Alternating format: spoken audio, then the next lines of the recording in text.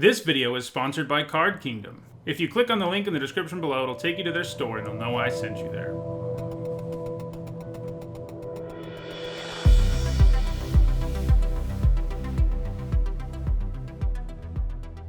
Hi everyone, I'm Hone, and today I'm continuing my limited review for Strixhaven.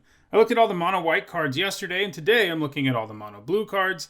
As the week goes on, I'll be covering all of the other cards in the set before concluding the review with an archetype guide.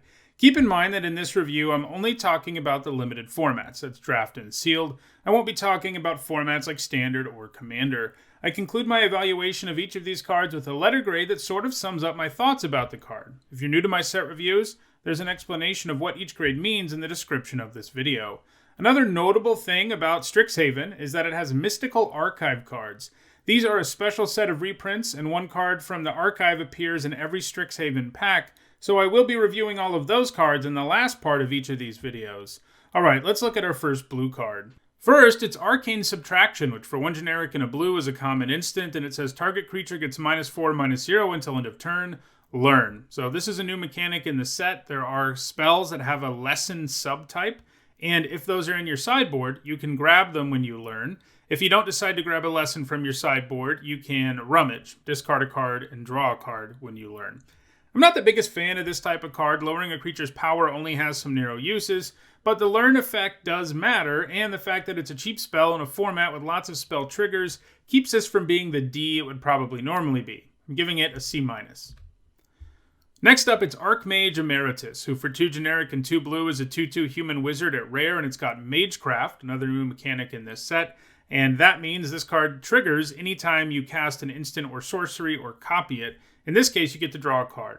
This might be a super inefficient creature that dies to basically all the removal, but it has a great Magecraft ability. Drawing a card off of every instant or sorcery is no joke. Even if you only net one card with this, you'll feel fine about the situation, and if your opponent doesn't kill it and you draw 3+ cards with it, well, they probably lose. Being a 4-mana 2/2 is definitely something that holds it back, but it is still a really good card that you'll first pick basically every time you see it, giving it a B.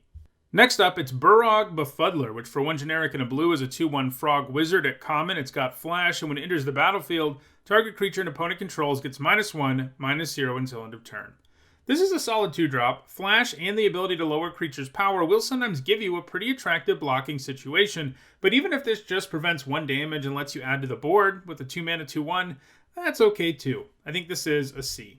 Next up, it's Bury in Books, which for 4 generic and a blue is a common instant, and it costs 2 less to cast if it targets an attacking creature, and you can put target creature into its owner's library second from the top. Totally Lost is usually kind of a passable card, and this is a better version of it.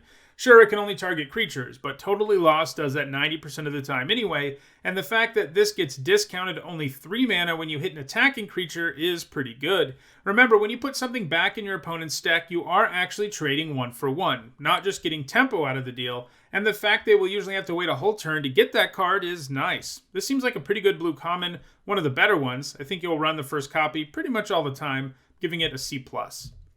Next up, it's Curate, which for 1 generic and a blue is a common instant, and it says look at the top 2 cards of your library, put any number of them into your graveyard, and the rest back on top of your library in any order, draw a card. I'm not super interested in this. It's just another Anticipate variant, and those are always very replaceable. It does help you load your graveyard, I guess, if that's what you want, and it gives you some card selection, and it does trigger Magecraft, but the actual effect that the card has normally isn't worth the space in your deck. I'm giving it a D. Next up, it's Divide by 0, which for 2 generic and a blue is an uncommon instant, and it says return target spell or permanent with mana value 1 or greater to its owner's hand. Learn.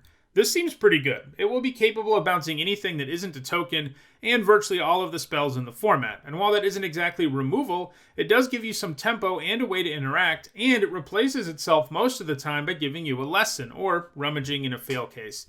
I think this is something you can take with a first pick in some weaker packs. I'm giving it a B-. Next up, it's Dream Strix, which for 2 generic and a blue is a 3/2 bird illusion at rare. It's got flying, and when it becomes the target of a spell, you sacrifice it, and when it dies, you learn. This has some nice stats for the cost, and I would probably think this was well worth your while, even without the learn effect attached to it. That kind of efficiency allows you to do a lot of damage in the air in a hurry, so it dying to any spell isn't a big deal. Adding Learn to the mix makes it even better, and most of the time you'll be able to get a card out of that too. I think this is a B.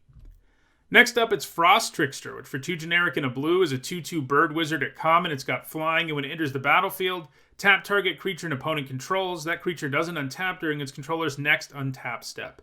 This is a very strong common. It's blue's best common and certainly a contender for best common in the whole set. Now, I am somewhat biased here. If you've watched my set reviews or drafts before, you know I love tempo creatures like this. Blue creatures with enter the battlefield abilities that either tap something down or bounce something, but there's a reason I love them. They're really good in limited. They add to your board while effectively taking something away from your opponent. You make their best creature unable to block and attack for an entire cycle, and that has a pretty massive effect on a game. Frostlinks is already a card that you would first pick sometimes, and this adds flying to the mix, which is a great addition. I'm giving this a B. I see myself first picking this a lot. Next up, it's Ingenious Mastery, which for X, 2 generic and a blue is a rare sorcery. You can pay 2 generic and a blue rather than pay its mana cost, and if the 2 generic and a blue cost was paid, you draw 3 cards, then an opponent creates 2 treasure tokens and they scry 2. If that cost wasn't paid, you draw X cards. This probably has one of the less painful alternate costs of the cards in this cycle. In this case, you don't exactly give your opponent full cards of value because they just get treasure and scry. And while that isn't something you're happy to hand to your opponent, you will be coming out significantly ahead there if you pay 3 for this. Now, in the early game, giving them that mana boost might be rough, but your opponent will be getting less and less out of the treasure as the game goes on. Then it has alternate modes where your opponent gets nothing, but it is a way less efficient draw spell when you do that. You have to pay 6 to draw 3 instead of 3, which isn't awesome. But blue is a ramp color in this format, so being able to do it won't be that crazy. Mostly, though, both of these modes are for the late game, and this is kind of a liability in the early game, and that probably limits it to a C+. Next up, it's Kelpie Guide, which for 2 generic and a blue is a 2/2 beast at uncommon. You can tap it to untap another target permanent you control, and you can tap it and tap target permanent, but you can only activate that ability if you control 8 or more lands. So the main thing this does is help you ramp, which is a pretty nice effect, even on a 3 mana 2/2. Then in the late game, it will gain a very powerful ability, becoming an icy manipulator of sorts, which means it is going to be able to basically stop whatever your opponent's most powerful permanent is in most cases, since it can tap them down. One of the downsides of creatures that help you ramp mana is how bad they are in the extreme late game, when they tend to be undersized and their mana is unnecessary, but the Kelpie gets around that with that ability. I think overall this is a pretty strong card. It helps you ramp early and then becomes one of the best cards on the table late. I'm giving it a B-. Next up, it's Mentor's Guidance, which for 2 generic and a blue is an uncommon sorcery. When you cast it, you copy it if you control a planeswalker, cleric, druid, shaman, warlock, or wizard. You scry 1 and then you draw a card. Having one of these creature types in play is reasonably likely in this set, and when you do, this is a souped-up divination, and that's definitely something I'm interested in. 3 mana to see up to 4 cards and get some card selection sounds nice to me. Now, when you can't get this to make a copy, it won't feel nearly as good, but it is at least passable. I'm giving this a C+. Next up, it's Mercurial Transformation, which for 1 generic and a blue is an uncommon sorcery lesson. And it says, until end of turn, target non-land permanent loses all abilities and becomes your choice of a blue frog creature with base power and toughness 1/1, or a blue octopus creature with base power and toughness 4/4. Neither mode on this is super awesome, but making an opposing creature or non-land permanent into a 1/1 with no abilities, or making one of your creatures or non-land permanents into a 4/4 will sometimes be an okay thing to do, especially because you get this kind of for free into your hand off of a learn effect. And while this is situational, those cards can grab you this in the situation where it makes sense to do it. I don't think you really want to main deck this most of the time. It's probably a D there. It mostly just lets you attack better on a single turn, and that isn't often worth a whole card, especially in a blue deck, but it's fine as far as something to get when you learn, where I think it's a C. Next, it's Multiple Choice, which costs X and a blue for a rare sorcery. If X is 1, scry 1, then draw a card. If X is 2, you may choose a player. They return a creature they control to its owner's hand. If X is 3, create a 4/4 blue and red elemental creature token. And if X is 4 or more, do all of the above. This is really good and has a pretty funny design. So the ideal thing is obviously to have X be 4, at which point you get a 5 mana 4/4, bounce one of their creatures, scry, and draw a card. If that's what this always was, it would be an incredible card. Basically a huge mana war type creature that also draws you a card. But because this can be used earlier than that in a pinch using one of the other modes, it's even better than that. I think between the powerful X equals 4 and the earlier flexibility, this is something that sneaks into the lower range of bomb status. I'm giving it an A-. Next up, it's Pop Quiz, which for 2 generic and a blue is a common instant. It lets you draw a card, and then you learn. So without a lesson in your sideboard, you pay 3 mana to draw a card and then rummage. That's not great, but not terrible either. Then if you do have a lesson to grab, which you probably will in most cases, you end up netting a whole card instead of just rummaging. This seems like a quality blue draw spell that you'll play the first copy of most of the time. These cantrips all get better in a world of Magecraft too. I'm giving it a C. Next up, it's Reject, which for 1 generic and a blue is a common instant, and it says counter target creature or planeswalker spell unless its controller pays 3. If that spell is countered this way, exile it instead of putting it into its owner's graveyard. So this is a narrow mana leak, and in most formats, I would think it was pretty reasonable since creatures are so plentiful. This format is an odd one though, with fewer creatures than normal and way more instants and sorceries, so this ends up being more narrow than it normally would be, and it still has the problem of having diminishing values as the game goes on, because your opponent will just be able to pay the mana eventually. I think this is still efficient enough to be a playable counterspell, but just barely. I'm giving it a C-. Next up, it's Resculpt, which for 1 generic and a blue is a common instant. It says exile target artifact or creature. Its controller creates a 4/4 blue and red elemental creature token. This kind of card is always overrated. People think of scenarios where you'll exile one of your own artifacts or creatures and get a 4/4 out of the deal at instant speed, and then you can block an attacker and kill it or something. Or you use it in response to a removal spell and still get a 4/4 and all of that. But every time we see a card like this, even the one that made a 4/4 Angel, they just never line up as well as you might think at first. That situation I described just won't happen as much as you want it to, and you'll often find yourself in situations where this just isn't worth casting. Now, it does have the ability to go after opposing permanents, but giving your opponent a 4/4 in that case isn't especially good most of the time either. I think this is a D. Next up, it's Serpentine Curve, which for 3 generic and a blue is a common sorcery. It says create a 0/0 green and blue fractal creature token. Put X +1/+1 counters on it, where X is 1 plus the total number of instant and sorcery cards you own in exile and in your graveyard. This won't be efficient until the late game, even in a spell-heavy deck. If the game goes super long, the token could maybe be a win condition of sorts, but I'm not very impressed here. I'm giving it a D+. Next up, it's Snow Day, which for 4 generic and 2 blue is an uncommon instant. It says tap up to 2 target creatures. Those creatures don't untap during their controller's next untap step. Draw 2 cards, then discard a card. Blue always gets some expensive instant or sorcery tempo card that does something to 2 of your opponent's creatures, and this is Strixhaven's version of that. I think it looks fairly reasonable. Tapping down 2 creatures is often better than bouncing them, since you'll be out of your way for 2 separate attacks instead of just 1, and this also replaces itself with the draw 2, discard a card effect. Still, these effects aren't always something all decks are after, as they are expensive and situational. This one is probably still just a C. Next up, it's Solve the Equation, which for 2 generic and a blue is an uncommon sorcery, and it says search your library for an instant or sorcery card, reveal it, put it into your hand, and then shuffle.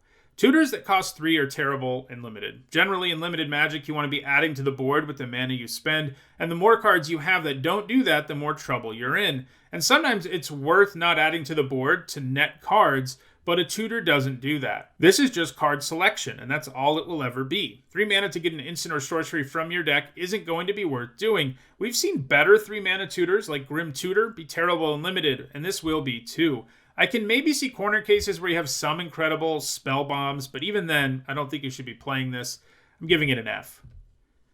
Next up, it's Soothsayer Adept, which for 1 generic and a blue is a 1/3 Merfolk Wizard at common, and you can pay 1 generic and a blue to loot, which means draw a card, then discard a card. This card has okay stats, and it can loot, and that's enough for it to be reasonable in most decks. Looting isn't a bad mana sink to have late. It can really help improve your draws. That said, this card is also nothing special. I'm giving it a C-. Next up, it's Symmetry Sage, which for 1 blue mana is a 0/2 human wizard at uncommon. It's got flying and it's got magecraft, and target creature you control has base power 2 until end of turn whenever you cast or copy an instant or sorcery.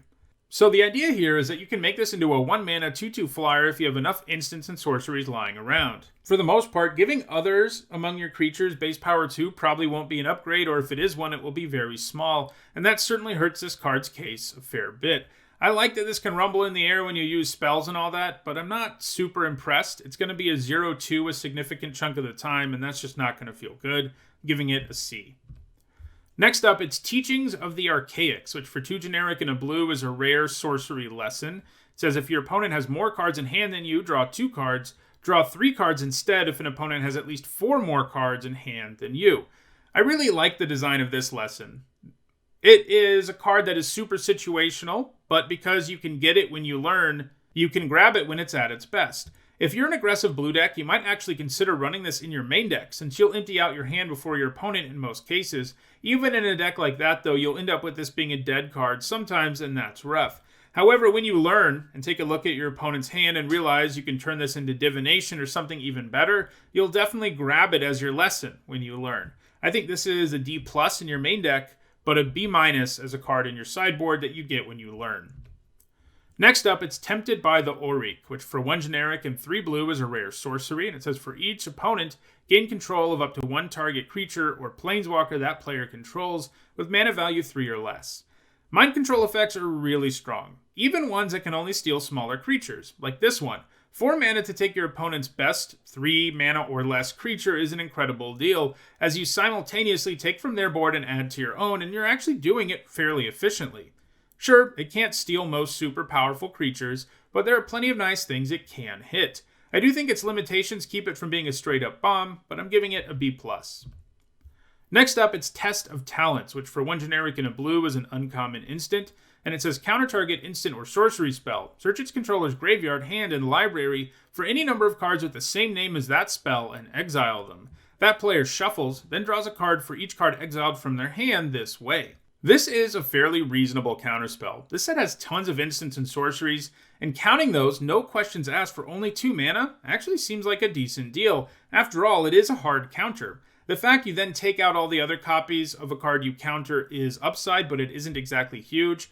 Also, if you do take out a copy of a card in their hand, your opponent gets to replace it by drawing a card, but that doesn't really hurt you. You know, they're just replacing the card that you just got rid of, so they're not netting anything. So overall, I think this is a solid playable. I'm giving it a C. Next up, it's Vortex Runner, which for 2 generic and a blue is a 2/3 human wizard at common, and as long as you control 8 or more lands, it gets +1/+0 and can't be blocked. So early, this is a fairly inefficient creature that you kind of hope you're not playing, but then in the late game, it's going to become relevant immediately if you have 8 or more lands because it's going to be unblockable and really represent some inevitability.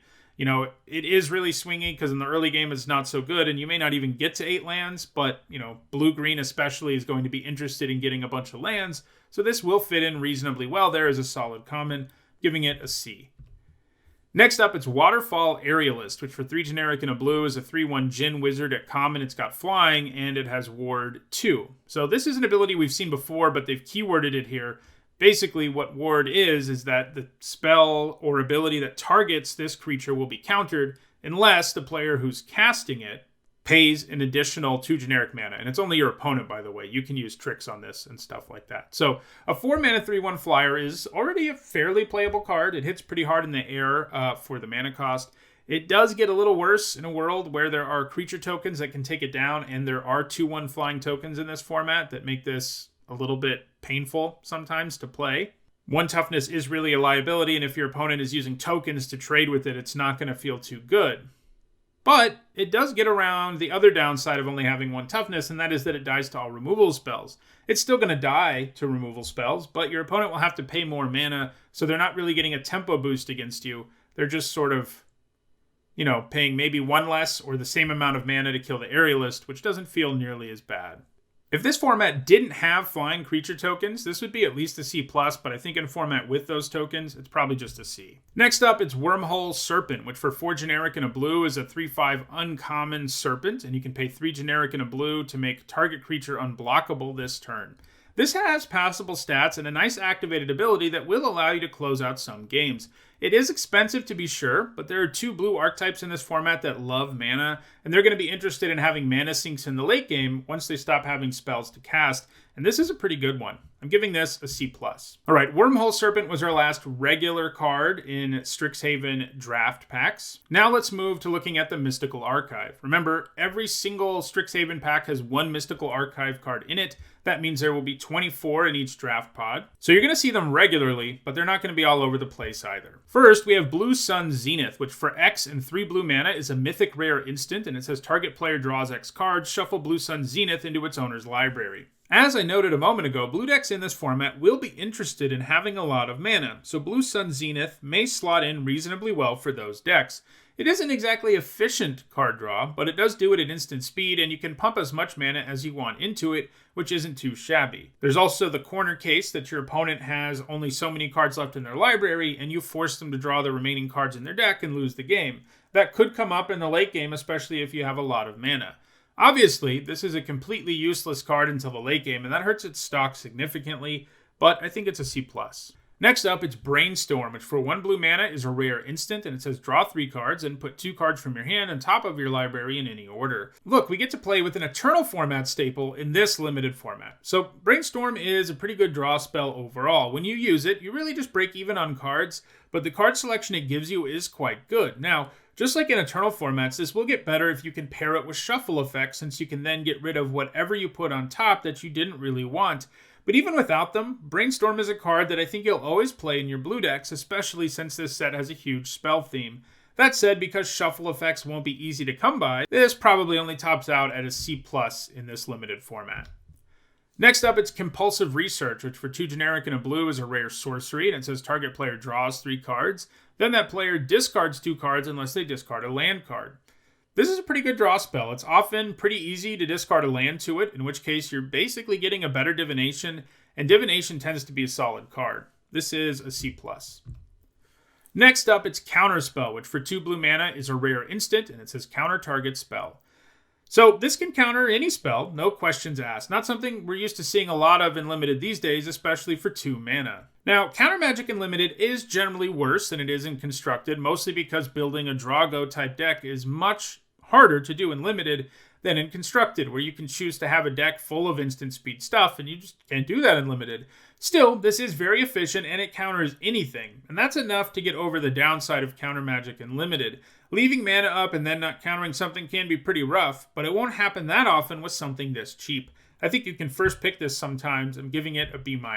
Next up, it's Memory Lapse, which for 1 generic and a blue is a rare instant, and it says counter target spell. If that spell is countered this way, put it on top of its owner's library instead of into that player's graveyard. So this counters any kind of spell really efficiently. The bad news is that your opponent will likely be drawing that card again on their next turn, but you're still trading 1 for 1 and probably coming out ahead on tempo. But this will sometimes feel bad because your opponent's bomb gets countered and you can't do anything to kill them before they draw it and play it again. Still, most of the time, it's well worth it because of its efficiency. I think it's a C+. Next up, it's Mind's Desire, which for 4 generic and 2 blue is a mythic rare sorcery. So shuffle your library, then exile the top card of your library. Until end of turn, you may play that card without paying its mana cost. And it has the much maligned Storm mechanic, which means when you cast it, you copy it for each spell cast before it this turn. Note it says each spell, not just your spells. So if your opponent casts spells, that adds to your Storm count too, just as it does when you're the one casting the spells. And, this is one of the most powerful cards in the entire history of Magic. But it's probably unplayable in this limited format. 6 mana is a lot for an effect that might give you absolutely nothing, so getting your Storm count high enough for Mind's Desire to really do something relevant is going to be a challenge. It's worth noting that Storm will trigger Magecraft since it counts copies of spells too, but you just won't be able to get your Storm count high enough to abuse this. You're not going to get back 6 mana's worth of value. Even if you have like a Storm count of 2, you may not get your mana's value. It's probably just an F.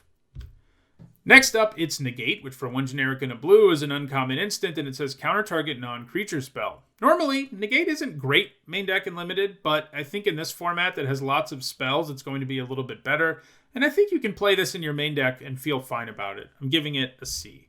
Next up, it's Opt, which for 1 blue mana is a common instant, and it says scry 1, draw a card. This is another solid draw spell that will be a bit better here as a result of Magecraft and other spell payoffs. This is something you'll basically always play the first copy of. I'm giving it a C.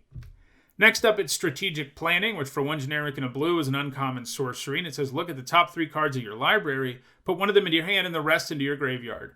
We just saw this in Kaldheim, and it was pretty mediocre. Granted, Kaldheim was a weird set, and this set has more of a spell theme, but still, this was frequently a card you saw as the last card in booster packs. That's how much people wanted it. It does load your graveyard and give you a decent card selection effect, but being a sorcery is kind of killer. I think you play this sometimes, but you're going to cut it a lot more often. I'm giving it a D. Next up, it's Tezzeret's Gambit, which for 3 generic and a Phyrexian blue mana is a rare sorcery, and Phyrexian mana can be paid either with 1 blue mana or 2 life. Draw 2 cards, then proliferate. So this can basically be divination that you also pay 2 life for, and that's not too bad. It also means it can slot into any deck, since Phyrexian mana can be paid with life, and that means you don't need blue mana. Proliferate will matter some in this format, as there are definitely counters around. This seems like a decent draw card with some nice upside, giving it a C+. Next up, it's Time Warp, which for 3 generic and 2 blue is a mythic rare sorcery, and it says target player takes an extra turn after this one. Time Walk is pretty good, even when it costs 5 mana. Sometimes this type of effect isn't amazing, like if you're way behind your opponent, but it's still going to help you get closer to being at parity with your opponent than most other things will. I think you first pick this pretty often, giving it a B. Next up, it's Whirlwind Denial, which for 2 generic and a blue is an uncommon instant, and it says for each spell and ability your opponents control, counter it unless its controller pays 4.